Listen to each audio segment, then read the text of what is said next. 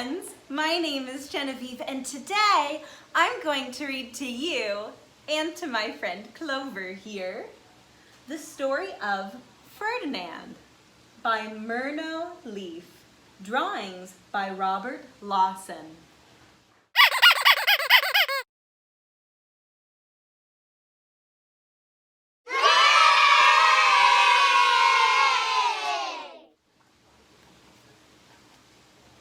Once upon a time in Spain,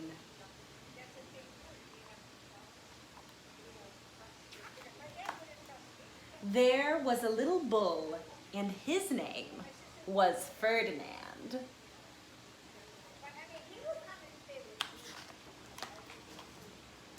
All the other little bulls he lived with would run and jump and butt their heads together.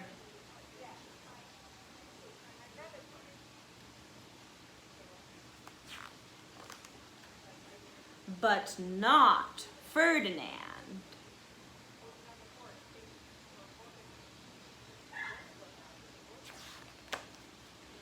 He liked to sit just quietly and smell the flowers.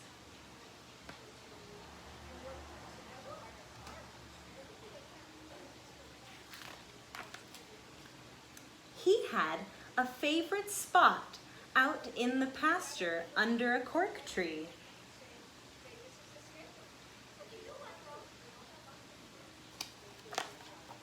It was his favorite tree, and he would sit in its shade all day and smell the flowers.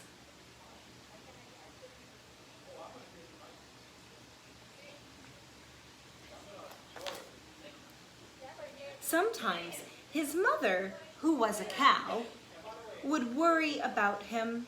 She was afraid he would be lonesome all by himself.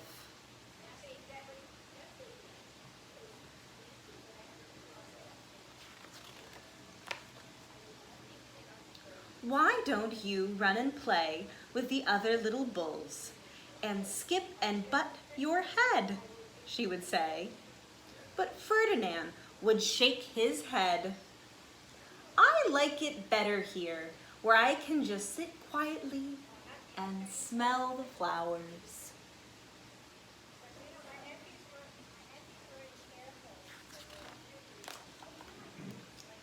His mother saw that he was not lonesome, and because she was an understanding mother, even though she was a cow, she let him just sit there and be happy.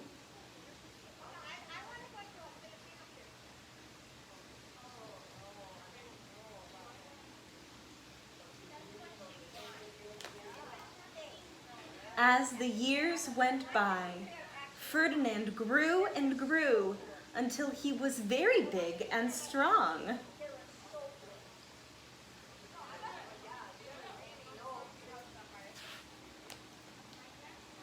All the other bulls who had grown up with him in the same pasture would fight each other all day. They would butt each other and stick each other with their horns. What they wanted most of all was to be picked to fight at the bullfights in Madrid.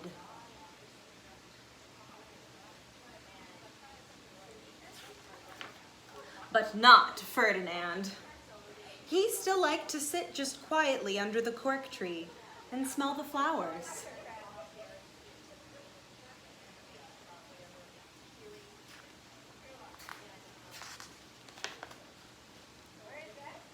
One day, 5 men came in very funny hats to pick the biggest, fastest, roughest bull to fight in the bullfights in Madrid.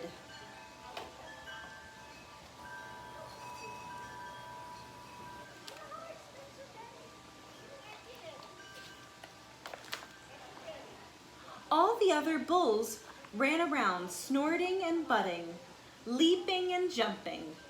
So the men would think that they were very, very strong and fierce and pick them.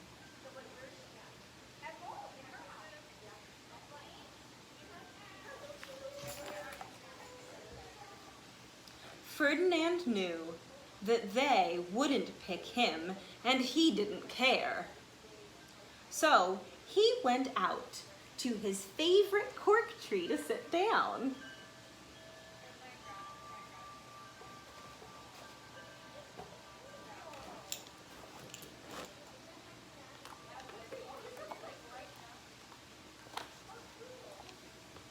He didn't look where he was sitting, and instead of sitting on the nice cool grass in the shade, he sat on a bumblebee.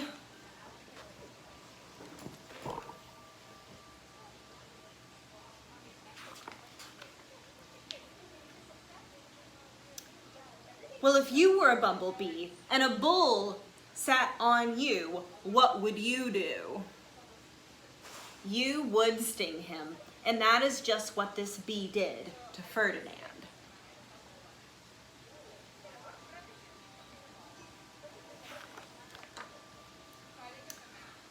Wow, did it hurt?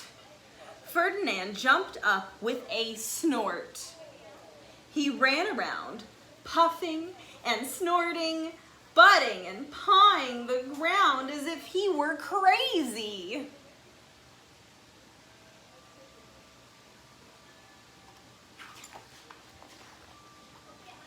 The 5 men saw him, and they all shouted with joy. Here was the largest and fiercest bull of all, just the one for the bullfights in Madrid.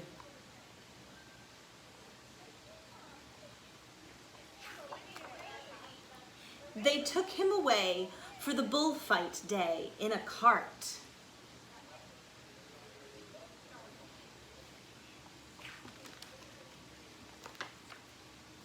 What a day it was. Flags were flying, bands were playing.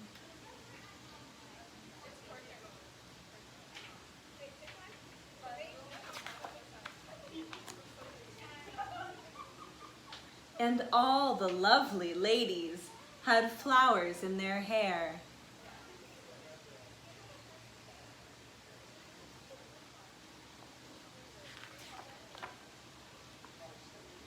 They had a parade into the bull ring.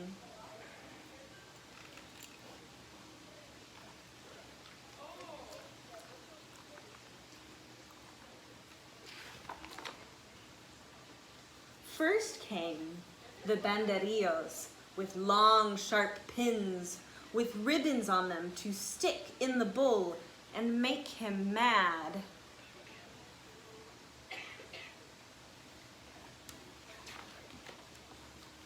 Next came the picadores, who rode skinny horses, and they had long spears to stick in the bull and make him madder.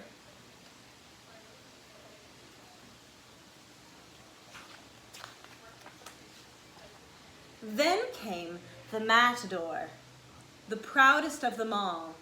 He thought he was very handsome and bowed to the ladies.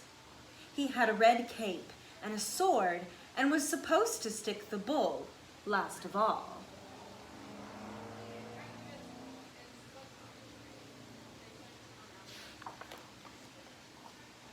Then came the bull, and you know who that was, don't you?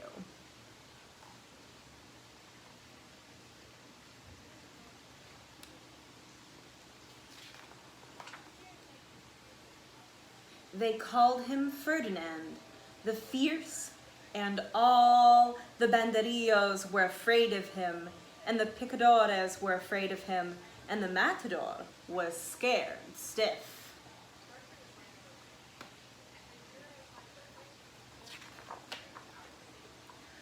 Ferdinand ran to the middle of the ring, and everyone shouted and clapped because they thought he was going to fight fiercely and butt and snort and stick his horns around.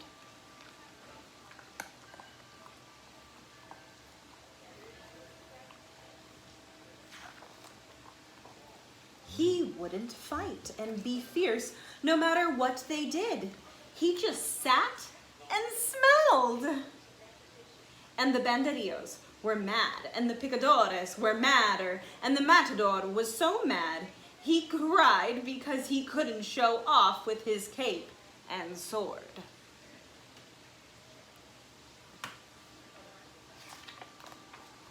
So they had to take Ferdinand home.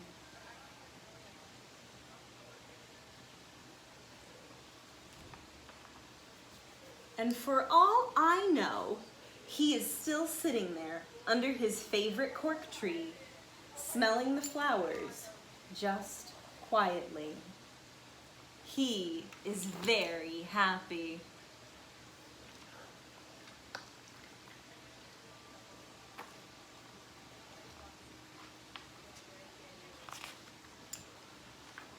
The end.